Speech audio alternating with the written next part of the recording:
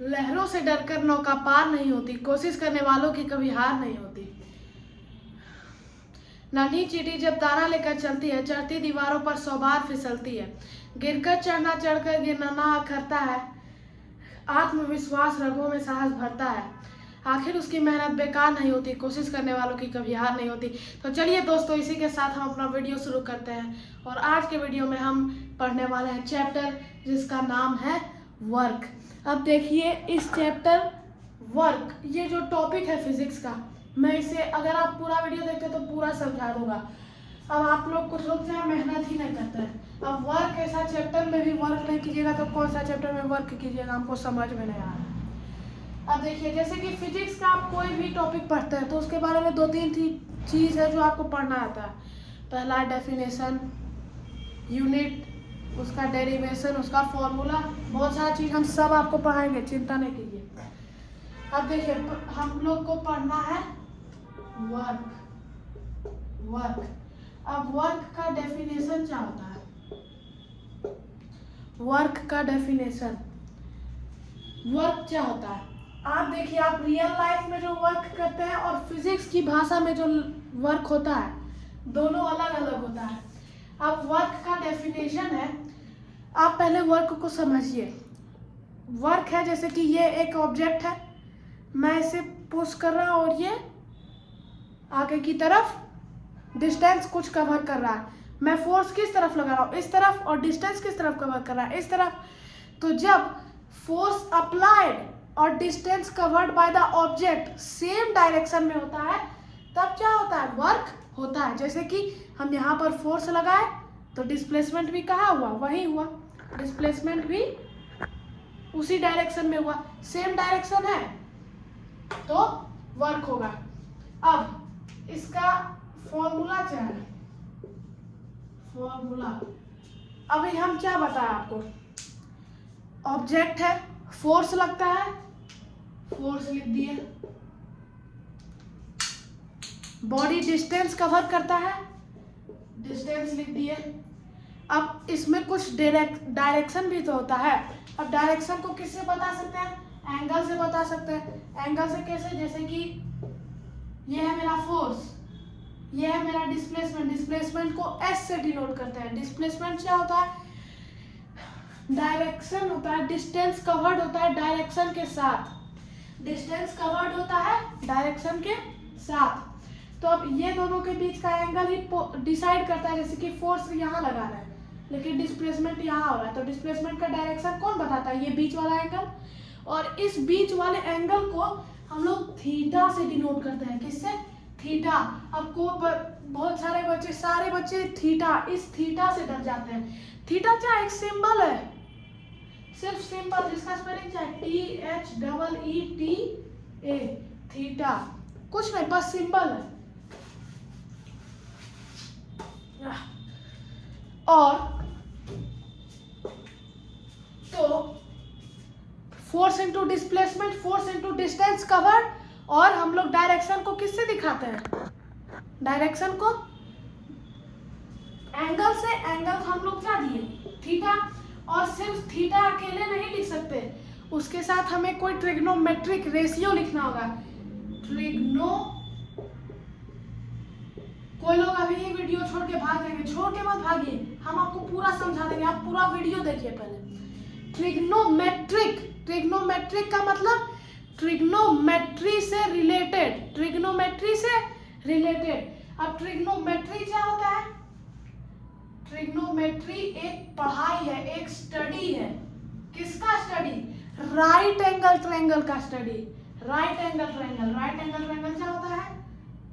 जिसका एक angle 90 degree होता है। जिसका एक एंगल 90 डिग्री होगा वो राइट एंगल ट्रायंगल होगा। बाकी तो एंगल हमको फर्क नहीं पड़ता, एक एंगल 90 डिग्री रहना चाहिए, तब वो क्या हो जाएगा? राइट एंगल ट्रायंगल हो जाएगा। और ट्रिग्नोमेट्री क्या होता है? यही ट्रायंगल का स्टडी को ट्रिग्नोमेट्री कहते हैं। अब इसमें क्या होता है? साइन होता है, कॉस होता है। इसमें होता तो टोटल 6 प्रकार का है, लेकिन जो बेसिक फंडामेंटल जो है वो 2 को है, साइन और कॉस। हम लोग इसमें कॉस लेते हैं। क्यों कॉस लेते हैं? कॉस का फॉर्मूला होता है base by hypotenuse. Base by hypotenuse. आप लोग बोलेंगे सर कॉस क्यों लिए, साइन क्यों नहीं लिए? तो हम बोलेंगे क्यों, क्योंकि बेस क्या है, नीचे वाला बेस है, और हाइपोटेनस 90 डिग्री के अपोजिट क्या होता है, हाइपोटेनस होता है। तो ये क्या बचा, परपेंडिकुलर तो हम लोग ले नहीं रहे हैं, इसमें कॉस थीटा में परपेंडिकुलर होता है बेस बाय हाइपोटेनस।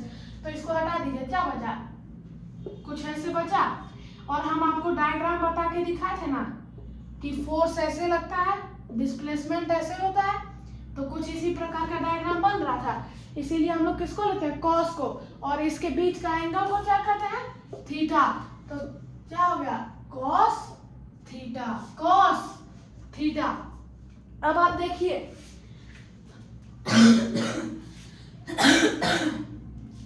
वर्क का फॉर्मूला फोर्स इनटू डिस्टेंस नहीं, अगर आप इसे और कन्वीनियंट वे में, ताकि आपको आगे जाके दिक्कत ना हो, तो आप इसे डिस्टेंस की जगह डिस्प्लेसमेंट भी कर सकते हैं, क्योंकि आपको इसमें वर्क ही नहीं पढ़ना, नेगेटिव वर्क पढ़ना है, जीरो वर्क पढ़ना है, तो उसमें आपको डिस्टेंस नहीं डिस्प्लेसमेंट लेना होता है। और डिस्प्लेसमेंट क्या होता है, डिस्टेंस देखिए आप यहाँ भी कवर कर सकते हैं, यहाँ भी कवर कर सकते हैं, यहाँ भी कवर कर सकते हैं, कहीं भी कर सकते हैं, लेकिन डिस्प्लेसमेंट एक पार्टिकुलर डायरेक्शन में होता है, और डिस्प्लेसमेंट नेगेटिव भी होता है, डायरेक्शन कभी, डिस्टेंस कभी नेगेटिव नहीं होता। आप कभी बोलते हैं कि हम -5 मीटर चले, कभी नहीं, लेकिन डिस्प्लेसमेंट नेगेटिव हो सकता है, डिस्टेंस कभी नेगेटिव नहीं हो सकता। इसीलिए हम लोग डिस्प्लेसमेंट को किससे दिखाते हैं, एस से। अब आप बोलिएगा एस से ही क्यों दिखाते हैं सर, डी से क्यों नहीं दिखाते? अब हम बोलेंगे कि हम इसमें क्या कर सकते हैं, ये तो जो साइंटिस्ट था रूल दिया है। अब इसका यूनिट क्या होता है, यूनिट है SI, यूनिट है इसका जूल, JOULE, जिसका सिंबल कैपिटल J है। और CGS यूनिट आर्ग, ERG। अब ये दोनों के बीच में रिलेशन भी आपको पता है, तो बता देते हैं, हमको कोई दिक्कत का बात इसमें नहीं है, हमको क्या लगेगा, हम तो यहाँ पढ़ाने के लिए ही हैं। तो अब देखिए आपको यूनिट याद रखने का भी जरूरत नहीं है, वर्क का फॉर्मूला क्या होता है, force into displacement into cos theta. Force का यूनिट आप पढ़े 6 में, 7 में, 5 में। फोर्स का यूनिट न्यूटन, जिसे हम लोग दिखाते हैं N से, कैपिटल N।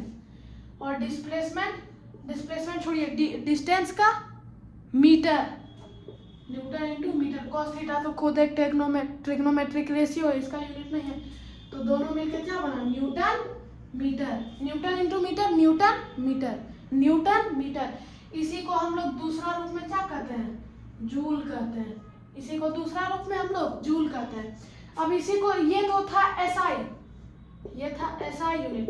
अब देखिए, अब फिर से हम लोग फॉर्मूला लिखते हैं, work equal to force into displacement. अब फोर्स का SI यूनिट तो हम लोग लिए न्यूटन। अब फोर्स का CGS यूनिट अगर आपको नहीं पता है तो बता दूं, डाइन होता है, DYNE, डाइन। और डिस्टेंस का मीटर नहीं सेंटीमीटर, मीटर नहीं सेंटीमीटर। तो डाइन इंटू सेंटीमीटर बना डाइन सेंटीमीटर। और न्यूटन मीटर को हम लोग लिखते थे जूल, और इसको लिखते हैं ERG। तो अब दोनों के बीच में रिलेशन आपको दोनों रखने का जरूरत नहीं है। आपको फोर्स का पता है, 7 में पढ़े, डिस्प्लेसमेंट का पता है, किसमें पढ़े, डिस्टेंस का पता है, किसमें, 7 में पढ़े, वो बस वर्क का भी निकल गया, newton metre joule, dyne centimetre erg. अब देखिए दोनों में रिलेशन क्या होता है, 1 न्यूटन बराबर 10⁵ डाइन। पिछले क्लास में था, हम पढ़ाए थे। आप बोलिए सर पिछले क्लास में नहीं था, हम पढ़ाए थे, आप मेरा वीडियो जाके देख लीजिए एनर्जी का। और 1 मीटर बराबर 10⁻² सेंटीमीटर। अब ये भी याद अगर आपको करने का जरूरत है तब तो आप बेकार फिजिक्स पढ़ रहे हैं। 1 मीटर बराबर 100 सेंटीमीटर, 100 सेंटीमीटर बराबर 10⁻² सेंटीमीटर। अब देखिए 1 न्यूटन इंटू 1 मीटर। अब जब ये दोनों को एक साथ कर दिए तो ये दोनों को भी एक साथ करना होगा। 1 न्यूटन इंटू 1 मीटर किए तो इधर भी दोनों से मल्टीप्लाई करना होगा, है ना। तो 10 to the power 5 into 10 to the power 2, 1 newton metre बराबर कितना हो गया, 10 to the power 5 into 10 to the power 2 बराबर 10 to the power 7 9 centimetre. 10 to the power 7 9 centimetre. और 9 सेंटीमीटर को हम लोग क्या लिखते हैं, ERG, आर्ग। तो 1 न्यूटन मीटर, यानी कि न्यूटन मीटर को हम लोग जूल भी लिख सकते हैं। 1 जूल बराबर 10 टू द पावर 7 आर्ग। 1 जूल बराबर 10 टू द पावर 7 आर्ग। तो ये था इसका यूनिट आपको दिखा दिए, रिलेशन भी बता दिए। अब क्या, अब इसमें बहुत चीज पढ़ना है, रुकिए आपको पढ़ाते हैं। अब वर्क 3 प्रकार का होता है। एक होता है पॉजिटिव वर्क, एक होता है जीरो वर्क, और एक होता है नेगेटिव वर्क। पॉजिटिव वर्क, अब देखिए आपको वर्क चैप्टर पढ़ना है तो आपको कुछ कुछ चीज याद करना होगा। कौन कौन सा चीज, कॉस थीटा होता है। कॉस थीटा आपको पता है, वर्क का फॉर्मूला क्या है, F into S into cos theta, FS cos theta. Cos theta क्या बताया था आपको, फोर्स और डिस्प्लेसमेंट के बीच का एंगल। अब जैसे कि अगर हम फोर्स इस डायरेक्शन में लगा रहे हैं और डिस्प्लेसमेंट भी इसी डायरेक्शन में हो गया, तब कोई एंगल में डिफरेंस आया। आप इसी डायरेक्शन में फोर्स लगा रहे, इसी डायरेक्शन में सीधा लाइन बन गया कोई। अब आप बोलिएगा सीधा लाइन है सर 180 डिग्री, नहीं वैसा नहीं होता है। नो नो नो नो, वैसा नहीं होता है। सीधा जब दो चीज एक ही लाइन पर रहता है तब उसका एंगल 0 डिग्री रहता है, 0 डिग्री। तो कॉस, अब देखिए वर्क बराबर क्या होता है, force into displacement into cos theta. अब फोर्स मान लेते हैं 10 न्यूटन है, डिस्प्लेसमेंट 5 मीटर है। कॉस थीटा क्या होता है, एंगल। और एंगल हम क्या बोले, पॉजिटिव वर्क में हम इस तरफ फोर्स लगा रहे हैं, इस तरफ डिस्प्लेसमेंट हो रहा है, दोनों सेम लाइन में है, तो सेम लाइन में क्या होता है 0 डिग्री। तो थीटा क्या हो जाएगा, 0 डिग्री हो जाएगा। तो इसका फॉर्मूला क्या बन जाएगा, 10 newton into 5 metre into cos 0 degree, cos 0 degree. अब आपको हम क्या बोले थे, 2-3 चीज आपको याद करना होगा, 2-3 चीज आपको याद करना होगा। तो क्या आपको याद करना होगा, कॉस 0 बराबर 1, कॉस 90 बराबर 0, कॉस 180 बराबर -1। ये 3, अगर आपको एक एक्स्ट्रा याद करना है तो आप कॉस 30 डिग्री कर लीजिए। बस ये चारों आपको याद करना है। आपका ये जो वर्क का चैप्टर है ये आपका खत्म हो जाएगा, यही चारों में आपका वर्क का चैप्टर खत्म हो जाएगा। तो अब देखिए कॉस जी, अब देखिए 10 इंटू 5 क्या होता है 50 न्यूटन मीटर इंटू कॉस 0 का मान क्या होता है 1, कॉस 0 का मान 1, तो हम लोग यहाँ लिख देंगे 1 न्यूटन मीटर को हम लोग जूल भी लिख सकते हैं। तो 50 जूल हमारा वर्क डन हो गया। वर्क डन क्या हो गया 50 जूल।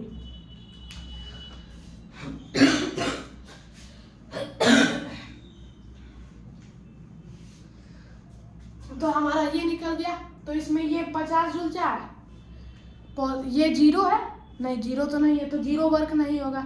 माइनस लगा हुआ है पीछे में, नहीं तो नेगेटिव भी नहीं है, नेगेटिव वर्क भी नहीं होगा। तो ये क्या है, पॉजिटिव वर्क है। अब इसमें भी वही फॉर्मूला वही है, F into S into cos theta, cos theta. अब देखिए फोर्स हम उतना ही लगा रहे हैं 10 न्यूटन, डिस्प्लेसमेंट भी उतना ही हो रहा है 5 मीटर, लेकिन इस बार कॉस, अब देखिए 0 वर्क कब होता है, अब जैसे कि एक कूली है। कूली क्या होता है? कूली जो ट्रेन रेलवे स्टेशन के पास जो आपका सामान, आपका मदद करने के लिए, आपका सामान उठाने के लिए नहीं होता है, वही कूली होता है। अब ये कूली है, अपना सामान रखा अपना सर पर और चलने लगा सीधा। तो अब उसका सर पर सामान है ना, है कि नहीं है? पहले ये बताइए, है कि नहीं है? तो अब देखिए, आपको पता है कि कोई भी मैटर, उसके पास मास होता है। Anything that occupy space and has mass is called matter. अब मास है तो उसका मास कुछ वेट लगाता है।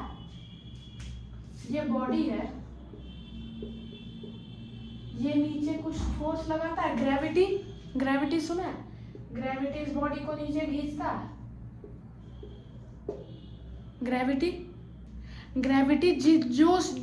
ग्रेविटी सबको एक फोर्स से नहीं खींचता।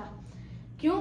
अब देखिए, जैसे कि एक आदमी है, उसका नाम हमको नहीं पता, मान लेते हैं एडम, ADAM, एडम, और एक का नाम है राहुल।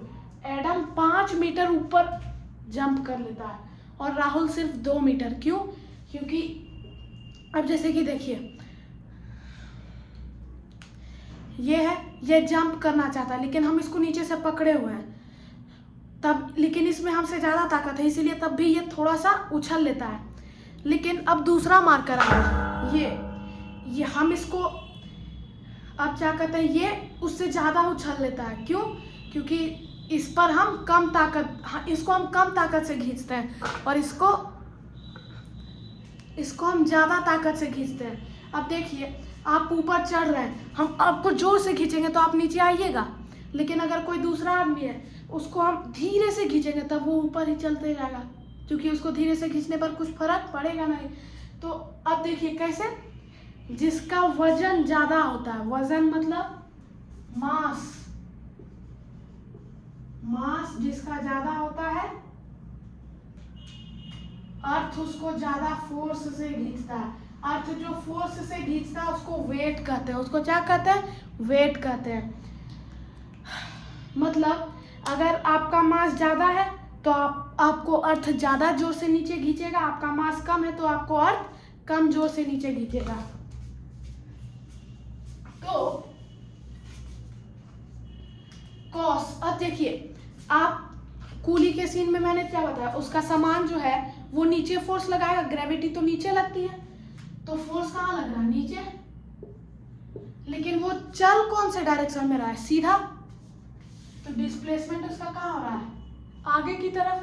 दोनों के बीच का एंगल कितना है? 90 डिग्री। और जब भी 90 डिग्री होता है तब वहां क्या हो जाता है? जीरो वर्क हो जाता है। मतलब क्यों होता है? 10 न्यूटन इंटू 5 मीटर। अब थीटा के हम लोग जगह क्या लिखेंगे?